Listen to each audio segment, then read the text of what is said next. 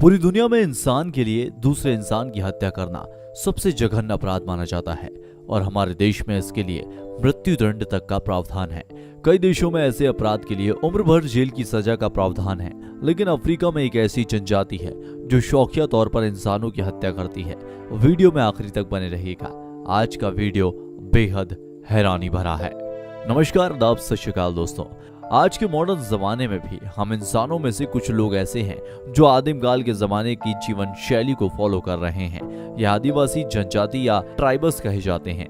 Modern civilisation का असर इन्हें छू भी नहीं पाया है और इनके रीति रिवाज, रहन सहन के तौर तरीके इतने खतरनाक हैं कि कोई अगर इन्हें छूने की कोशिश करे तो उसे अपनी जान से हाथ धोना पड़ता है। दुनिया के तकरीबन हर हिस्से में इस तरह के आदिवासी समुदाय के लोग रहते हैं जिनकी अपनी जीवन शैली है, अपना रहन सहन है, अपने बीच दूसरों का आना पसंद नहीं करते।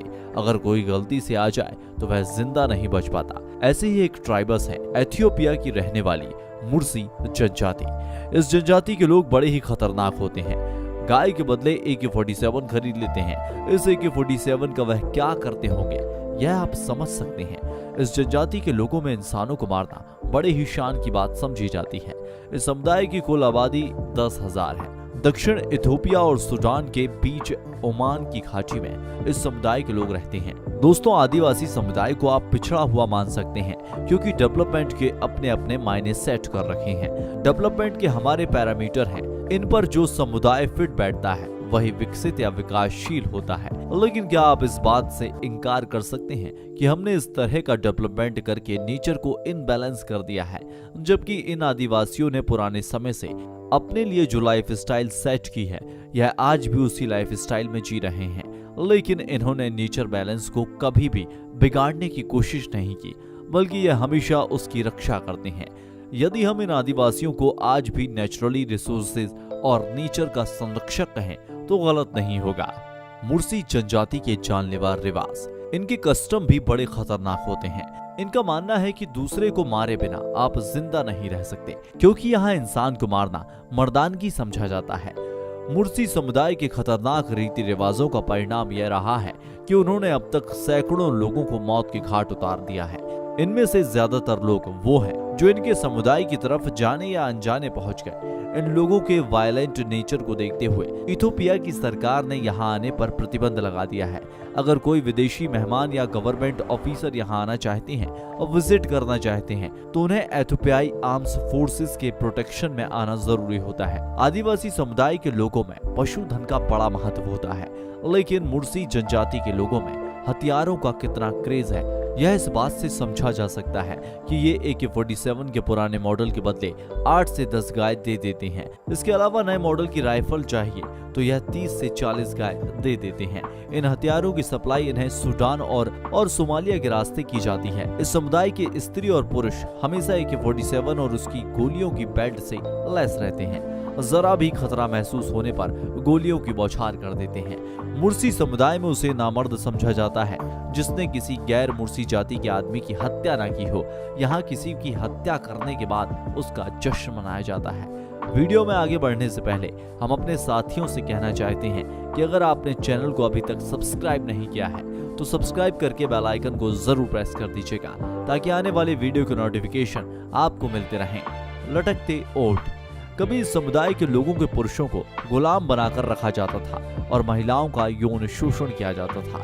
इन तमाम समस्याओं से बचने के लिए और महिलाओं को बुरी नजर से बचाने के लिए बचपन से ही उनके निचले ओठ में इस तरह के डिस्क फंसा दी जाती है जो आगे चलकर 12 सेंटीमीटर के डायमीटर वाली बड़ी सी डिस्क में बदल जाती है। इस समुदाय की महिलाओं के ओठ इस हद तक लटक जाते हैं कि वो बदसूरत दिखने लगती हैं। इस प्रक्रिया की शुरुआत लड़की के TNJ में हो जाती है। शादी के बाद इस जनजाति की महिलाएं डिस्क को अपने निचले ओठ में बांधना नहीं छोड़ती। यह परंपरा आज भी चली आ रही है।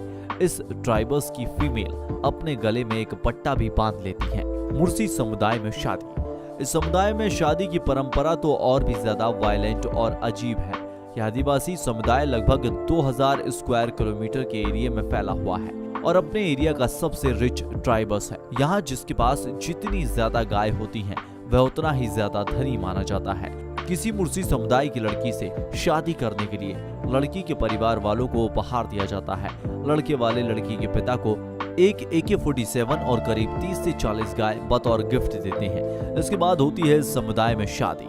उपहार देने के पीछे लॉजिक यह है कि लड़के वाले इकोनॉमिकली स्टेबल हैं और लड़की यहाँ सुखी रहेगी। कहते हैं कि खुशियां बांटने से बढ़ती हैं, तो हम भी बांट रहे हैं खुशियां। इस तरह की खूबसूरत जानकारियां देकर आप भी खुशियां बांटिए। हमारे इस वीडियो को लाइक करके अपने दोस्तों के साथ में शेयर कीजिए।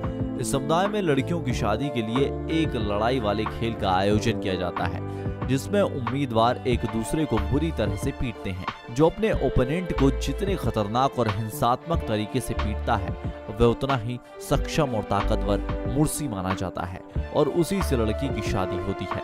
Life style. मुर्सी समुदाय के पुरुष ज्यादातर गाय चराने का काम करते हैं, साथ ही क्षेत्र का संरक्षण करते हैं, जबकि इस समुदाय की महिलाएं घरों का निर्माण करती हैं, बच्चों की देखभाल करती हैं, पानी और खाने का इंतजाम करती हैं। नदी से पानी लेकर आने का काम भी इनका होता है।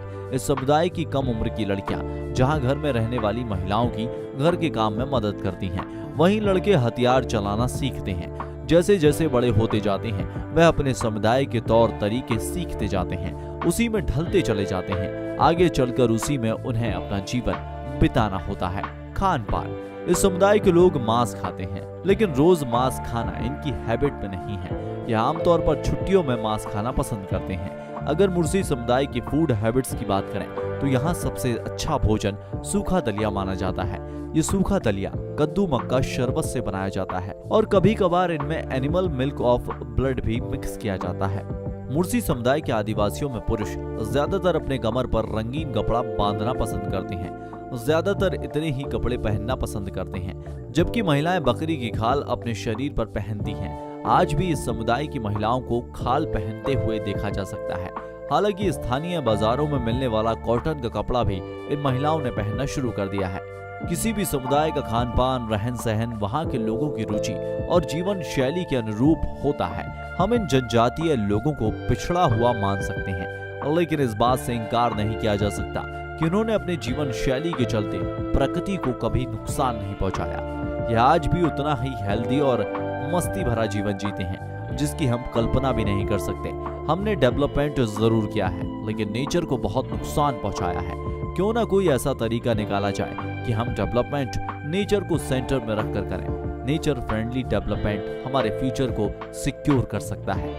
इसी खूबसूरत विचार के साथ में इस वीडियो का यही अंत करते हैं। फिर मिलते हैं एक नए वीडियो में। तब तक अपना ख्याल रखिएगा, अपनों का ख्याल रखिएगा। जय हिंद, जय भारत, वंदे मातरम।